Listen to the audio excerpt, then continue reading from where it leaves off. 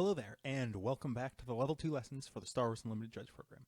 As always, I'm your host Jonah, and this lesson will cover the philosophy of infractions and penalties in the Competitive Policy Guide. Again, we're not going to be talking about specific infractions, which cause players to receive penalties, but continuing to keep a broad and foundational look at how we identify infractions, issue penalties, and consider remedies.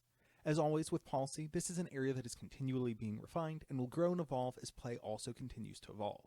This does make it a bit of a challenge to both learn and teach, so this is likely a lesson that will similarly evolve over time. Now, before we start to dive into the meat of the Competitive Policy Guide, I want to take a moment to define four terms: infraction, error, penalty, and remedy. An infraction is the broadest of these terms. It is a defined error, which comes with an associated penalty and guidance on the appropriate remedies. Error is the most straightforward. This is something that has gone wrong, whether it be rules or policy.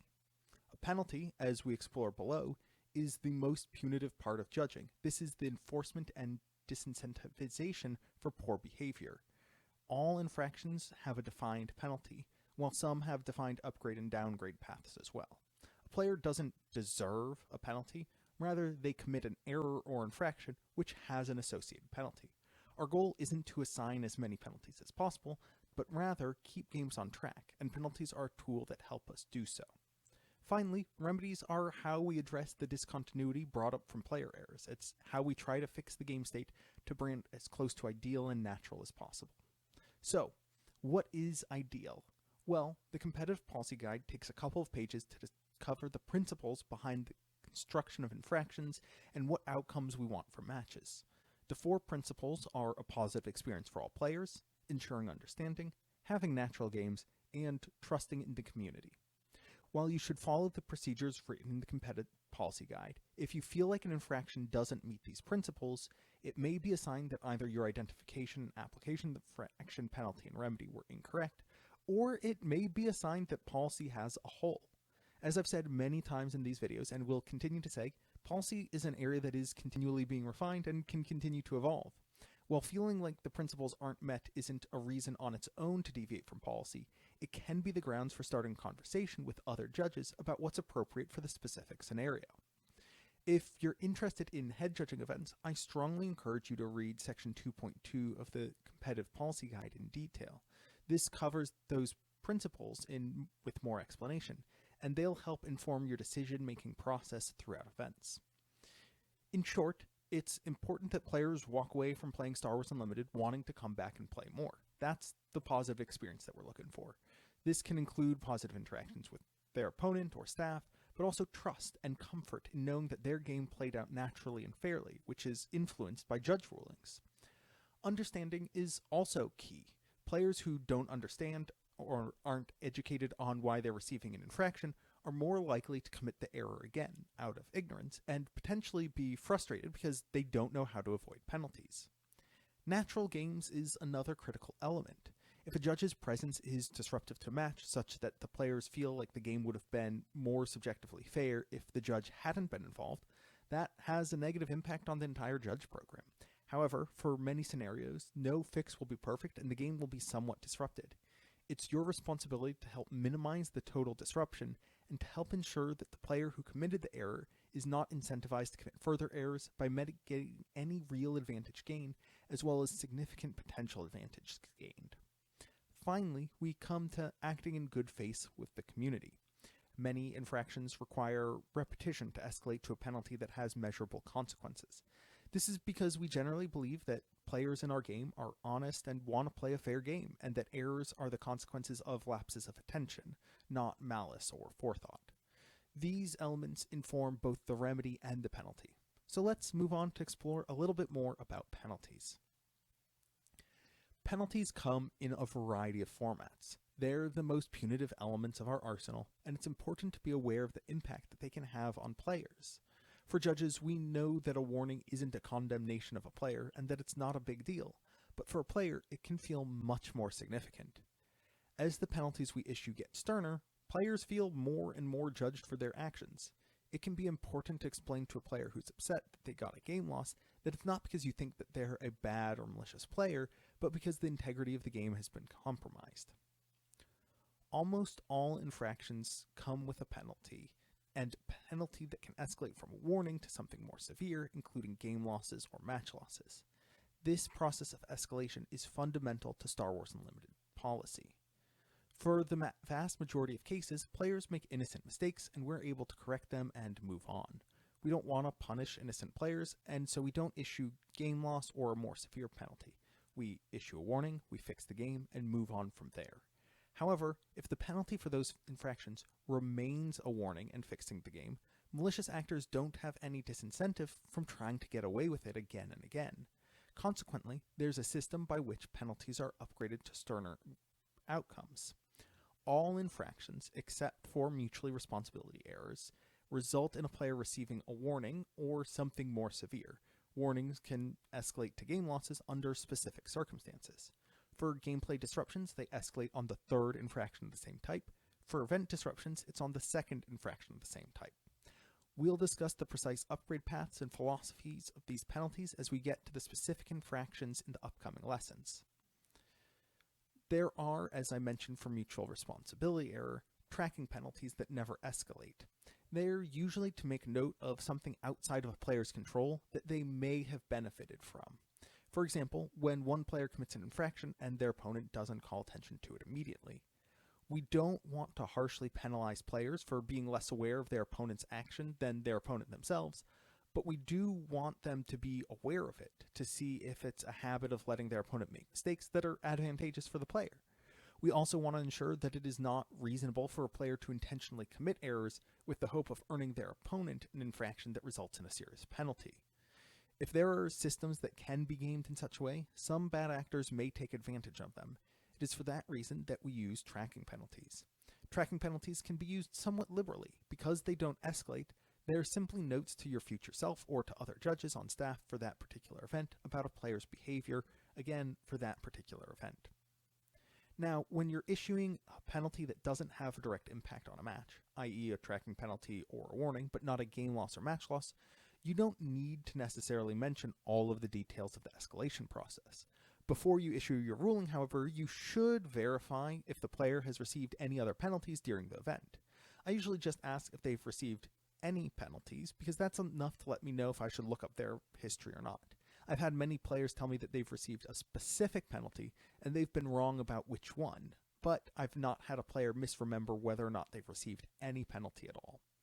As mentioned above, players can respond negatively to a warning, and getting into the technical details can only serve to unnerve the player and reduce the quality of their experience. The language I tend to use is, you're receiving a warning for card manipulation error because you drew 3 cards during regroup. This isn't anything to worry about unless you make a habit of drawing 3 cards when you're supposed to draw 2. This clearly tells the player what their infraction was, so they can theoretically tell a judge if they're asked if they've received any penalties previously in the event, the specific action at hand, and that it's not something to worry about, which is the most important part for the player. If the situation is more tense, I leave out the more relaxed attitude, but do still include that it isn't anything to worry about unless the player develops a habit. If a player is close to having their penalty escalate to a game loss, at that point I take a moment to pull the player aside and have a clear and more precise conversation. I let them know in a bit more detail what their situation is and inform them what they can do to avoid repeating their infractions and steps they can take to play more precisely and clearly. My goal is to minimize the number of penalties and infractions issued through encouraging clean and accurate play, as that leads to natural games where players enjoy the experience. Taking some time to educate the player to prevent errors is very helpful. Again, this provides the player with the information they need to be able to play with an appropriate level of care and lets them know what actions are the most relevant to their match. The language should be carefully crafted because we are their allies and don't want to issue game losses to players. Speaking of game losses are issued in one of 3 general circumstances. The game state is deeply compromised, a warning is being upgraded due to repeated infractions, or where the game itself hasn't been directly impacted, but a game loss is required for enforcement and logistical reasons. This last is most frequently in the case of tardiness or deck and decklist errors. Tardiness can have an immediate impact on tournament progression. A player arriving multiple minutes late to their match is likely to delay the tournament for all participants. Even though arriving a late match is easy to do and simple to fix, It's important to strongly incentivize players to be at their table when the round begins to minimize these long time extensions issued. Deck and decklist problems fall into a somewhat similar category. Decklist errors only occur once during a tournament, and so there isn't really a route for them to escalate. Similarly, deck errors other than failure to de-sideboard cards also generally only occur once during a tournament for a given player, so they also don't have a natural escalation route. Furthermore, these errors can provide a significant advantage if committed intentionally and are relatively difficult to catch, as they're based on generally private information. Players aren't privy to their opponent's deck or deck list, and consequently, it's very hard for players to catch deck and deck list errors that their opponents commit, as opposed to gameplay errors, which are objective and happen directly in front of the player. Because they don't have a natural upgrade path and they are harder for players to identify, we have stronger baseline penalties for these errors than many other gameplay disruptions and tournament disruptions, starting with game losses. This game loss is accounted for as part of a match result. If it is game 1, players proceed to game 2, with the player receiving the game loss getting the choice of starting with the initiative. If it is game 2 and the player lost game 1, the match is now over. If they won game 1, they proceed to game 3. If a player is receiving a game loss before any game actions have been taken, likely due to a deck check or tardiness, players are not allowed to sideboard before game 2. If both players receive game losses simultaneously, again often due to deck checks or tardiness, the game losses are offset and players must still play their full best of 3 match, not a best of 1. Finally, match losses are relatively rare, as they require that an entire match be disrupted to the point where it can't be completed or repaired. The most common case is a player's absence. Frequently, players will forget to drop from an event and no-show for their next round pairings. When a player is absent from their match, they receive a match loss and are dropped from the event. The other scenarios where match loss can apply fall under unsporting conduct. First is illegally determining a result, where a player, without knowing it's against the rules, arbitrarily or randomly determines the outcome of their match. The other and more severe unsporting conduct is where one player's behavior makes it so that their opponent cannot be reasonably expected to play against them. This could be a player who is hostile and insulting to their opponent, but that doesn't cross the line into aggressive behavior. Even if the player has unintentionally insulted their opponent and they show remorse, their opponent may not be comfortable playing a match against the player receiving the infraction. Because the player's actions have resulted in an unplayable match, a match loss may be warranted. Then, disqualification. This is the most significant penalty. Disqualification should be reserved for only the most severe of infractions. Players should only be disqualified for cheating or major forms of unsporting conduct, including crimes such as theft and assault. Disqualifying a player is a significant action and should be undertaken with the utmost seriousness. Players who are disqualified from an event are removed from the tournament and are no longer allowed to participate in the tournament. This decision is a judge's decision. The tournament organizer, who's in charge of the venue, can choose to further eject the player from the venue and or disallow the player from registering in other tournaments at that venue or that weekend. This is the tournament organizer's decision.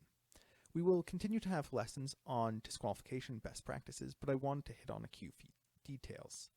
A player who's disqualified from a tournament is not eligible for any prizes that they have not yet received, but is allowed to keep any prizes or product they have already been given.